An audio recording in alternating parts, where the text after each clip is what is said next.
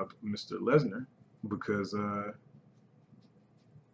we have some choice words to say. I'm gonna let Duke go ahead and express his feelings and set this up. Well, matter of fact, I'm just gonna ask him a question. Duke, so how necessarily do you feel about Brock Lesnar as a person? As a person, I don't really know the man. But I'll tell you what, as a wrestler, I don't really believe he's a wrestler anymore. I think he's more of he's another different type of athlete at this point. He's a fighter who used to be a wrestler, and the WWE feels like they need him because he brings legitimacy to their sport, legitimacy to the show. To say that, okay, if here's a guy who's a ex-professional wrestler, actually now he's a legit badass. You say, okay, well, that kind of leads other people to believe that maybe some of these other wrestlers are also or could also then be legit badasses. And they look at Lesnar as this bridge in between the world of reality and the world of make-believe, which he is. But you also have to ask yourself at some point, what is Brock really giving you and what is he not giving you? Because from my perspective, I see Brock Lesnar come in. He brings eyes to the WWE, but what he does is he shows up and beats up all your main roster talent, and then he goes away and all he does is make your main roster guys look not as strong as Brock Lesnar. And Brock's not there all the time. So it really doesn't benefit you to have Lesnar on and weakening the rest of your roster, or at least making him look bad if he's not going to, be on there full time. That's just my my perception of things. I'm gonna go ahead and let you guys know a little secret. I'm gonna let you know that Duke right now is full of crap. Duke doesn't like Brock Lesnar as a person. Doesn't matter if he doesn't like him or not. He's in personal conversations, he has expressed the fact that he does not like Brock Lesnar as a person. I'm going to tell you why he doesn't like Brock Lesnar as a person. He doesn't like Brock Lesnar as a person because Brock Lesnar only cares about one thing, and that's what Brock Lesnar wants. And what do we know that Brock Lesnar wants? We know that Brock Lesnar wants money. We know that Brock Lesnar wants creative control. And we want to know that Brock Lesnar wants to do exactly what Brock Lesnar wants to do at every point in time, even that means insulting your children, insulting you to your face, and screwing over all your talent. So he's Kevin Nash. No, not necessarily, because Kevin Nash would never be UFC champion. Okay. He's close, though. Because if his quads would cooperate. Exactly the reason. You probably need quads to be UFC champion. I'm pretty sure. Yeah. You gotta at least be able to flex your quads to snap the belt buckle. But yeah, so yeah, Duke is full of crap. He doesn't want to. For some reason, he doesn't want to say this to you guys, but to me, in private conversations, he can't stand Brock Lesnar's guts. Okay, well, any of those reasons you've put together, for me not liking Brock Lesnar, whether they be true or not. True. Those are reasons. Those are legit reasons for not liking a guy who's in your professional wrestling company. Hey, Brock Lesnar bust up Randy Orton. You can't just have some guy running around busting people up whenever he wants to. Hey, look, man, I put this on everything I love. If Brock Lesnar was in the WWE in 1994 instead of Triple H, it'd be Brock Lesnar that'd be married to Stephanie, not Triple H. I'm willing to bet that. Vince McMahon loves Brock Lesnar to the point where Vince McMahon would probably give Brock Lesnar the shirt off his back if it would fit. And I feel like Brock Lesnar can do pretty much whatever he wants, whenever he wants. Especially, the funny thing about it is the WWE is in a worse position than the UFC is when it comes to Brock Lesnar. Brock Lesnar is like, look, man, the UFC is already got what the UFC. It's like what Duke was saying before. The UFC has what Vince McMahon solely wants is legitimacy. He doesn't want to be a ringmaster. He wants to be looked at as a person that has a legitimate and a legitimate business that's looked at as a real entity of sport in the eyes of people when it's not. It's a show. There's athleticism involved in it, but it's a show. And it's a show about fighting. So having somebody that's a legit fighter that has won championships in the realm of legit fighting is like a huge asset to him. So and then he had a big hand in growing this guy. So then of course he's gonna just be all over Brock and make Brock a top priority and give Brock whatever he wants. But at the same time, I mean, that's not good for. It's almost like you're sending. It's like you're sending too many wrong messages. You're sending the wrong message to your locker room because basically you're telling them you're not as important as this guy. Right. And if I'm a wrestler, I would say, if I'm a professional wrestler, I would say from a wrestling standpoint, why am I not a priority like this guy is? Right. I'm a better wrestler. I'm a better wrestler. I'm better at his day. job than he is. Way better. You know? Oh, okay. So selling tickets. Okay, so you mean to tell me that we wouldn't have sold out WrestleMania if Brock wasn't on the card? Yeah, they would have done it anyway. They would have sold out WrestleMania. They would have sold out SummerSlam, but just on the power of the star power of their own wrestlers. That they already have. I mean, I feel like Brock. Who cared about? Be honest. I want you guys to be honest with me. Who cared about watching Brock Lesnar versus Randy Orton? There's a reason why that match took 15 years to make. Yeah, nobody really cared about it. There's no Brock Lesnar match that people are dying to see. The Brock Lesnar, I wouldn't go that far. I would say the Brock Lesnar match that people were actually, if you would have sold it right, the Brock Lesnar match that would have been a good one would have been the Goldberg match. And the reason why I said that is because they're pretty much the same guy. Yeah. They're the same guy. They do the same stuff. They have the same interests. They're both introverts. It's like they're the same guy. It's just that it was under bad pretenses. It was under bad circumstances, and it was in Madison. Wasn't it in Madison Square Garden? It was Madison Square Garden. It was just doomed. It was just in an arena where people were just not trying to hear it, and word got out that those guys weren't coming back, and it was just doomed from the start. Yeah. Somebody should have faked an injury or something, because that was like, no, that's not going to work. I wouldn't even have done that because we've already seen what that did, and that was just at SummerSlam. What do you mean? Oh, you talking about? We had a false deal, a false match. Yeah, I just not Randy, but you talking about Roman and Rusev. Oh yeah, but yeah, like to me, it's just, I mean, that was their chance to actually put physicality. Brock had a physical equal. Yeah, with him and Goldberg. Yeah, but I mean, today I can think of 10 matches I would rather see than Brock Lesnar versus anybody.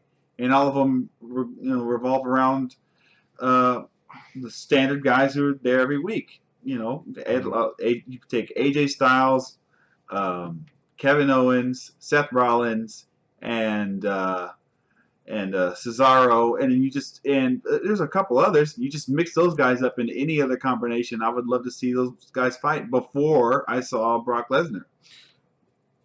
I don't know if I would go that far. I think if I had like 10 matches, if I could make 10 matches with the roster, I think Brock and Seth would be one of those 10 that I would want to see, that I haven't seen already. Yeah, but that's just one. But you'd like to see Brock. I think you'd like to see Seth and Kevin, or Seth and Shinsuke, or... I've seen Seth and Kevin. We've seen Seth and Kevin before. Well, I mean, like, I think you'd like to see that at... Seth and Shinsuke I haven't seen. But I'm just saying, like, I'm talking about, like, matches I haven't seen. Like, matches that haven't been put together yet. I feel like Brock and Seth would be something, like, that I want to see. Like, that seems like a WrestleMania, SummerSlam type match. Like, just those two. It can't be like Royal... It can't even be like Royal Rumble or Survivor Series. Like, that has to be one of those two spots. But, I mean, to me, Brock is just like, I just don't like the fact that Brock, he has complete control. Yeah. From both sides of the ball. Like, it's just like, I feel like UFC, he was kind of like, just by default. Like, it was almost like he's at there more, because Conor got all the stuff that happened with Conor and stuff like that. Right. And Conor's starting to become that type of person where he's just like, he has you by the nuts. Well, that's what happens when you let a guy with actual personality go in there and do something with their career, versus having all these other foreign dudes who are just completely soft spoken and just like, yeah, I want to thank everyone and I want to fight and I want to win best I can. Yeah, he gets the big head and now you're at his mercy. Yeah. Whereas before you had a roster full of guys who were you don't have to be at his mercy. That's the point. It just depends on how you react to it. I mean, you can have a whole roster full of guys who are just as hyped up about fighting if you allow them to be hyped up about fighting and don't, penalize them for doing things. Mm. But like as far as Brock goes, I mean, I just feel like it's favoritism, and it's going to be favoritism that's going to come back to bite you, which I almost thought was the case with the Randy thing. I I was just think like, I thought it already had. no, I don't think so. I don't think he's done something to damage him though. Well, he's damaged his popularity. Randy's just coming back from an injury. Now all you do is you bring back Randy and immediately say, okay, he's not as good as Brock Lesnar. That's Randy's fault. No, but why would you put some thought? Why would you put like some take an idea and just make sure that everybody knows it first? Like say, okay, Randy Orton's back, yay! Everyone's gonna be excited to see Randy Orton. But just so you all know, he's not as good as Brock Lesnar, and we're gonna prove it. Yeah, I mean, to me, my thing is it's just like I don't understand why. I know they're setting setting Brock up for somebody. I don't know necessarily who. I don't even know if it's. So, I don't know. I'll listen to podcasts and vlogs a lot, and a lot of them are saying like, well, they're trying to do a rematch with Roman, so they want to make him this unstoppable thing, so Roman could come in and do damage to him, and then it makes Roman look like, oh, well, he's unstoppable, or he's really strong. Yeah, but we're already hip to that. We already know what they're trying to do with Roman. But my thing is just that's what I'm saying. The whole Randy Orton Brock Lesnar thing to me was a waste of time, because you have Randy Orton, who's legend status, and you have Brock Lesnar, who's legend status, and you have one legend that you're still trying to push as unbeatable, or as this monster, as this person he's the guy who broke the Undertaker streak. He's going to be the new king of WrestleMania. He's the last level. And then you have Randy Orton. Why would you put Randy Orton in there? Like, why would you do that? There's no reason to. You have a roster full of youngins you can sit there and throw against Brock. You can throw any of those guys against Brock, and it'll make both of them look all right. But why would you take one guy you've already built up as legend status and just knock him down a peg for no real reason? And then not just that, you make that a focus of the brand extension. Like, okay, well, Raw has Brock Lesnar, and SmackDown has Randy Orton. So it's kind of like a SmackDown Raw type thing with the two legends that are on the roster that got picked very high. But at the same time, it still doesn't make any sense. It's because in the end, it still pumps Brock Lesnar, and Brock Lesnar just doesn't lose.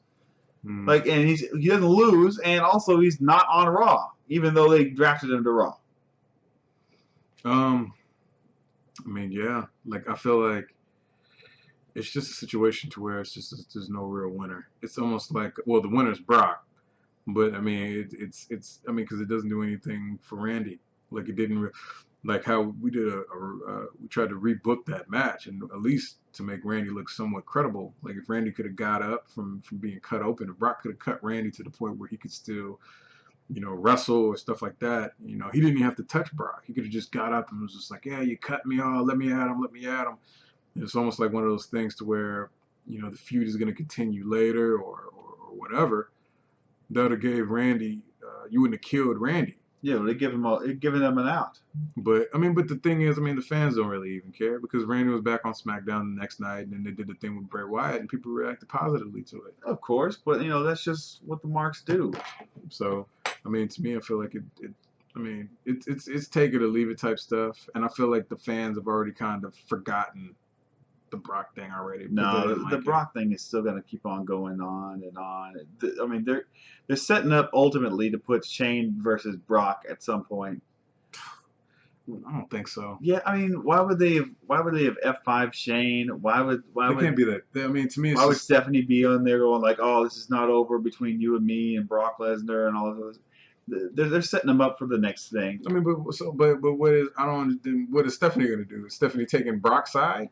I don't know. She's gonna go against. She made it seem like she was taking. See, that's she another made it thing. look like it was like against Shane. So this is gonna be a quick little exit, a quick little detour from this Brock Lesnar conversation. WWE, you guys need to figure out what you're gonna do with Stephanie. Like, is Stephanie a face or a heel? Like, you can't have her say, "Well, I'm only gonna charge Brock Lesnar $500," but then they bring Paul Heyman on the show, and then she's like, "Well, you better respect me. I'm Stephanie McMahon." And it may be like one of those situations where you're setting somebody up, but you got to do a better job of like, I don't know if you're trying to hide it or what you're trying to do, but it's just like, Stephanie comes out and she buries all the talent. She buries all of them. Like she's over everybody. Nobody can get the last word on her. So it's like she comes in and she says what she wants and she buries stuff, and it's just almost like. But she's like a face somehow. She's a face. She does it to the heels, so it kind of makes you look like a face. But then she does stuff like only charge Brock Lesnar $500 for F5 and her brother, which is heel type stuff. So then you're like, okay, is she a heel? And then she's mean. So is she a heel? Like, I don't know what she's doing. Yeah. It's like she's trying to be Vince McMahon, but Vince McMahon was smart enough to understand, ooh, this is the side of the ball that I need to stay on. Yeah, but she's like the same side of the ball for every situation. She just wants to play the middle. She wants to straddle the ball. And like that's not a good look. Ooh. That's not a good look. Like, Calm down. I feel like it's I don't know. You need to pick you need to decide what you're gonna do with that, because she's annoying. She just comes out there and is just like, well, nobody's gonna overtalk me, nobody's gonna disrespect me, Vince McMahon was able to not make this like a measuring contest. Vince McMahon was just like, hey, what do the people want? What do you think would build the story up, and how can we make a good story so we can get the most money out of these people? If that means me getting sprayed with beer, if that means me getting humiliated, or you talking down to me in some sort of way, let's do it, because I know what I am and I know what you are. Right. But Stephanie can't come out there and just, nobody can talk to me like that. And she, I'm, there's only one game in this business, and I'm married to him, and slapping people and like all this dumb stuff. Like, get out of here, Stephanie. Yeah, you need to figure out what your character's supposed to be. Dude, go sign these checks and go smile and take them pictures. Like, and take the pictures with the children and all everybody else, man. You ain't got, to me, it's just like this. There's a reason why when Shane was around, you weren't really involved. Like back in the early 2000s. There was a reason for that. Like, I feel like there's a reason that Shane is better than you at this. There's a reason that everybody knows that. Yeah. Like, I feel like, and there's another reason why Triple H is better than you at this. Like, your role is to be the pretty face that makes everybody humanize this grown men wrestling each other naked. Yeah, with no clothes on. That's your role. In headlocks. That's your role. Leave all the other stuff to everybody else, man. Like, it's not a good look. You're not good at it. I'm sorry. Yeah. I mean, you look at Triple H. Triple H has 20 plus years in the business where he's actually doing exactly that. So yeah, he's way better at it. Yeah, and I'm not sitting here saying that, because you're a woman. I'm not sitting there saying that because, the cliche of the spoiled daughter of the boss. I'm saying that because you're not good at it. And really, that comes from her not really having to be super good at it. Like Triple H, when he showed up as an independent contractor, as a wrestler or whatever, he had to be good at. That's his job. That's how he makes money. That's how he lives and that's how he survives. So he's going to be he's going to have to learn how to be great at that. And that's going to translate to business. Well, to me, I look at it like this. I look at it like Stephanie is, to kind of expand on that. Like, Stephanie has always been a side dish. She's always been like corn or mashed potatoes, meaning that she's never been the focal point. Right. In the early 2000s, she wasn't really the focal point. At this point in time, she's a focal point. But there's a reason why back then you weren't that. You weren't the main thing. Shane was like that. He was a side dish too, until he made himself a focal point. Right. You got Triple H said it when Triple H was talking to CM Punk. He pretty much said it. You got to get over with them. When other people like you, like, that's when they'll respect you and listen to what you have to say and actually accept the storylines you're involved in. Right. But if you're trying to bully your way into the script and make yourself seem like bigger and better than everybody else, yeah, people are gonna be like, "What? Yeah. What is this?" Like, you get in there. Paul Heyman is your best guy. Well, you're not gonna talk to me like that. You need to apologize to me. You down talk Paul Heyman. You down talk Dean Ambrose. You down talk Charlotte. You slap Shane. Like, what is this? Like, yeah. What? I don't understand this. What kind of face character is this supposed to be? It's not even a character. It's just you're just you, and you're just doing whatever you want. Yeah, but she's doing whatever she wants. But even Shane knows that there's a character. There's a difference between Shane McMahon and the character of Shane McMahon. I don't think that Stephanie is really separating herself from the character. That's what I just said. She's her, and she's like, how would I deal with this situation? Yeah. I'd just slap you. I just slap him. I'd just cuss you out in front of everybody. Yeah. I'd slap Ric Flair. You slap Ric Flair, you slap Shane McMahon, you cussed out your women's champion, you cussed out, you embarrassed your women's, she got into an exchange with Charlotte, and if Charlotte's supposed to be this, and then you got the nerve to sit there and be like, well, you know, we're going to head up this women's revolution. Yeah. We need to have strong, independent, just guts and grit women, unless you're dealing with me. Yeah. Then I need you to cower. Yeah. I need you to cower when you deal. So she cussed out Charlotte, or she yelled at Charlotte, slapped her dad, slapped Shane, cussed out, not cussed out, but yelled and belittled Dean Ambrose, and he was just supposed to sit there and take it. I'm just like, come on, man. If Vince McMahon didn't do it, why should we sit there and buy that from you? Yeah. Vince McMahon spent a lot of the Attitude Era just cowering and saying, please don't hit me in the face, Stone Cold. Vince McMahon knew when to puff his chest out, and knew when to cower. Yeah.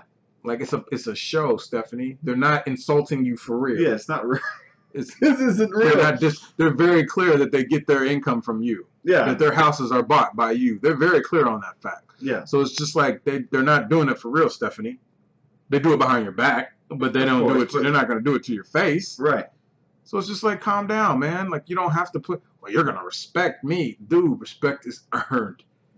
That's one of the truest things ever said by a man, period. Respect is earned, dude. Yeah, and I'm sure they all respect her. They don't respect her. No, they have to respect her just because of who she is. But there's a level of once the camera comes on, I still have to play my character who is cocky and arrogant and disrespectful to begin with. I think the people on the roster.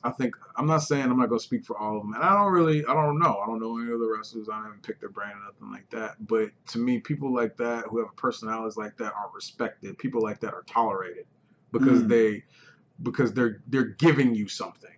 Like, if me acting like this around you is gonna mean that I get what I want, I'll play that role. Just like I'm pretty sure all of them don't like Vince like that. Yeah, all of them don't like Hunter like that. They're tolerating you, just like Hunter didn't like Punk, but he tolerated Punk because Punk was making him money. Right. Like, so it's just, I think it's the same thing with her. It's just, man, it's just so annoying. I'm just like, oh God. So every time she comes out, I'm like, you have nothing to say, you have nothing to do, you don't say anything that makes the fans go, hey, we like you. Yeah. You don't say anything that really makes the fans go, boo, because when you boo a heel, you're like, okay, it's a play. It's like you're watching a play, and you're like, oh man, they implemented characteristics that I don't really like. They don't even boo you, they just say, I don't like her as a person. Yeah. I don't like you. You're not a good person. She shows up and you're like, I don't know how I should feel about her. Yeah, to me, I feel like she's just not, I'm not trying to sit here and do that. I just feel like she's too big. She's getting too big for her britches. And it's just, I feel like she needs to be put in a place. So going back to Lesnar, what do you think the WWE's relationship should be with him? Regressing from one brat to another. Let's see. There's nothing they can do. He's got to the point where he has. You didn't let. There's always something you can do. There's a good way to do it and there's a bad way to do it. We're seeing this bad way to do it. What do you think is the good way to continue forward with Lesnar? To me, it's almost like the worst thing you could have did was let him become a vet. Yeah. Because now, it's one thing to have, favoritism as a young guy, because then you can be like, you can sit there and be like, well, you didn't really earn this. We kind of saw potential in you. We tried to stroke that fire by giving you stuff. Now you just sit there and let him become a vet in this crap. So now he has like veteran seniority and, notches under his belt and all that stuff. So now it's like he has the cachet of credibility for him to demand whatever. Yeah. So it's like at this point, you almost kind of have to just take it and then try to figure out a way. To me, to be honest with you, if they really, first of all, you have to decide that you actually want to do that first. Yeah. Like, Vince has to recognize that that's a problem, that this wrestler has all this power like that. Yeah.